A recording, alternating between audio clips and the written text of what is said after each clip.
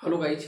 आज इस वीडियो के माध्यम से मैं आप सबसे डिस्कशन करूंगा वन कैंडिडेट वन रिजल्ट। आखिर क्यों जरूरी है वन कैंडिडेट वन रिजल्ट, और बहुत सारे ऐसे इससे इसको लागू करने से बहुत सारे ऐसे कैंडिडेट्स को प्रॉफिट हो जाएगा इसका कि कट ऑफ मार्क्स से 4 से 5 नंबर कम होता है।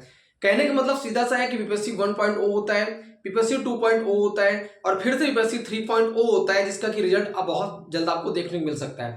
बीपीएससी 1.0 में काफी अच्छी खासी वैकेंसी थी, 2 में भी काफी अच्छी खासी वैकेंसी थी और 3 में भी अच्छी वैकेंसी है।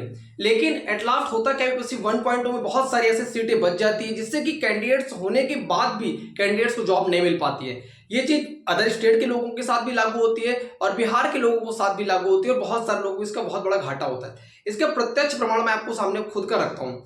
मेरा बीपीएससी 1.0 जब मैं देता हूँ तो 67 कट ऑफ जाती है और मेरा स्कोर होता है 62। कट ऑफ से 4 से 5 नंबर कम। और उसी के साथ साथ बहुत सारे ऐसे मैंने फ्रेंड सर्किल में अपने देखा जिनका स्कोर होता है 67, यानी बिल्कुल कट ऑफ पे होने के बाद भी वो डीओबी से बाहर होते हैं, क्लास सप्लीमेंट्री रिजल्ट नहीं आता है और वो कैंडिडेट उनका फाइनल सेक्शन नहीं होता है।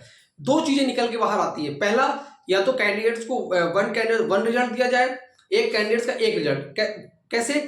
बहुत सारे ऐसे कैंडिडेट्स, जैसे मैं अपनी बात बताऊं, मैंने जूनियर भी दे रखा है, प्राइमरी भी दे रखा है। हो इस तरह से बहुत सारे ऐसे कैंडिडेट जिन्होंने प्राइमरी दे रखा है, जूनियर दे रखा है, या फिर टीजीटी दे रखा है, जूनियर दे रखा है, या फिर पीजीटी टीजीटी और जूनियर दे रखा है। तो उनका क्या होता है कि बहुत सारे लोगों को मैंने देखा है कि 2 जगह सिलेक्शन होता है, बहुत लोगों को तीनों जगह होता है, बहुत एक जगह होता है।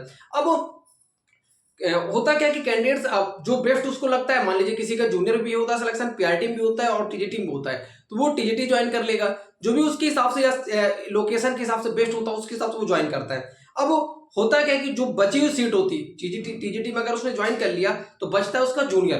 अब जूनियर की जो सीट होती है वो खाली चली जाती है। कैंडिडेट्स तो आपके पास थे ना, लेकिन उनको मौका नहीं मिलता है, वो फेल हो जाते हैं, इन द सेंस कि बाहर हो जाते हैं उस रेस से। ये चीजें होने से कहीं ना कहीं उन सब कैंडिडेट्स को भी इसका बहुत बड़ा खामियाजा भुगतना पड़ रहा है। और इससे क्या हो रहा है कि बेसिकली बहुत लोगों को नुकसान हो रहा है, जिसकी वजह से लोगों को सिलेक्शन नहीं हो पा रहा है। दूसरी एक चीज और भी लागू करनी चाहिए बीपीएससी को, वो ये होना चाहिए, पहले इनको डीवी करा लेना चाहिए। कैसे? आपने एग्जाम कंडक्ट कराया, ठीक है, एग्जाम को रिजल्ट देने से पहले, आप सिलेक्टेड कैंडिडेट्स को देने से पहले आप पहले डीवी करा लो। क्यों डीवी करा लो? बहुत सारे बीपीएससी 1.0 में, बीपीएससी 2.0 में जब जैसे जैसे डॉक्यूमेंट वेरिफिकेशन के बाद जब वो लोग खुद से अपना कागज वगैरह चेक करते हैं, देखने को मिलता है कि इस कैंडिडेट का सीटेट में 90 नंबर से कम थे, इसको बाहर करना चाहिए। इस कैंडिडेट का ये डॉक्यूमेंट फर्जी था, ये बाहर हो जाएगा, तो वो सीट खाली चली जाती है। वहीं पे अगर आप डीवी पहले करा लेंगे, जब डीवी आप पहले करा लोगे तो आपको पता चल जाएगा कि हाँ, इस कैंडिडेट का ये डॉक्यूमेंट सही है, अब इतने कैंडिडेट्स हमें रिजल्ट जारी करना है। फिर आपको सप्लीमेंट्री रिजल्ट जारी करना चाहिए। सप्लीमेंट्री रिजल्ट जारी करने से ये होगा कि उन कैंडिडेट्स को मौका मिल जाएगा। मान लीजिए किसी चीज की कट ऑफ 82 गई है, 82 कट ऑफ जाती है पीआरटी के किसी भी चीज की। 82 कट ऑफ जाने के बाद बहुत सारे ऐसे कैंडिडेट होंगे जिनका 78 होगा, 79 होगा या फिर 81 होगा। इन सब कैंडिडेट का सिलेक्शन नहीं होता है। जब सप्लीमेंट्री रिजल्ट आएगा तो ये लोग वेटिंग लिस्ट की तरह अपने आप वेटिंग में होंगे और वेटिंग के बाद जैसे सीट बचती है तो इन लोगों को मौका मिलेगा। इन चीजों को, छोटी छोटी चीजों का बीपीएससी सुधार कर ले, बीपीएससी बहुत अच्छा काम कर रहा है और इससे बहुत सारे लोगों को फायदा मिल सकता है।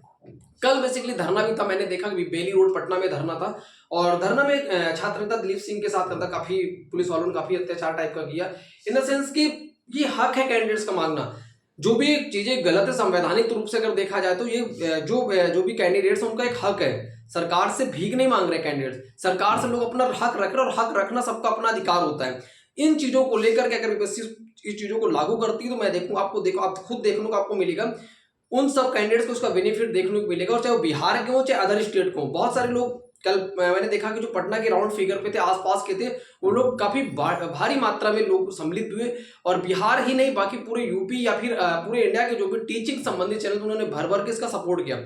इन चीजों को लेकर के सरकार को सोचना चाहिए और साथ ही साथ वन कैंडिडेट वन रिजल्ट या तो लागू हो, या तो दूसरी चीज supplementary result. In the sense कि अगर एक कैंडिडेट्स का एक जगह सिलेक्शन हो जाता है, जो भी आपके पास सीटें बचती है, हर बार इनके पास 40,000 30,000 50,000 एक भारी मात्रा में सीटें बचती है, जिसके बाद क्या करते हैं, अगला बीपीएससी 1.2 सीट अच्छी संख्या बची, कैंडिडेट्स का सिलेक्शन नहीं हो पाया, बीपीएससी वही सीट को ऐड करके बीपीएससी 2.0 में दे देते हैं।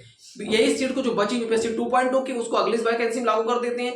वही सीट बचती 3.0 की उसको 4.0 में, 5.0 में। इस तरह से लोगों को समाज में ये लगता है कि यार वैकेंसी तो 1 लाख 1.5 लाख 2 लाख आ रही है लेकिन सिलेक्शन नहीं हो पा रहा है। इस तरह से कहीं ना कहीं छात्र भी प्रश्न चिन्ह उठ जाता है कि आखिर या तो कैंडिडेट पढ़ाई नहीं कर रहा है या तो उसका सिलेक्शन क्यों नहीं हो रहा है, क्योंकि 1 लाख 60 वैकेंसी बहुत होती है। फिर देखा जाए तो टीचिंग डिपार्ट की ओनली, तो इन चीज़ों को अगर सरकार थोड़ा सुन ले तो ये बहुत अच्छा परिणाम होगा छात्रों के सामने, और इन चीज़ों के माध्यम से छात्रों के लिए भी कहीं ना कहीं एक बहुत ही हितकारी भी होगा।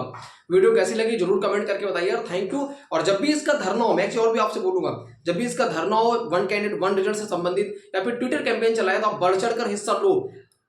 आप पटना के आसपास के अगर हो आप जरूर जाओ। बहुत सारे लोग क्या करते हैं, लाइब्रेरी में घुसे रहेंगे, घर पे पढ़ते रहेंगे लेकिन जाएंगे नहीं। बढ़ चढ़ के हिस्सा लो। अभी आपने देखा होगा यूपी में शिक्षक भर्ती संबंधित अभी एक धरना हुआ था कुछ दिन पहले ही, मैं खुद बढ़ चढ़ के वहां पे गया था।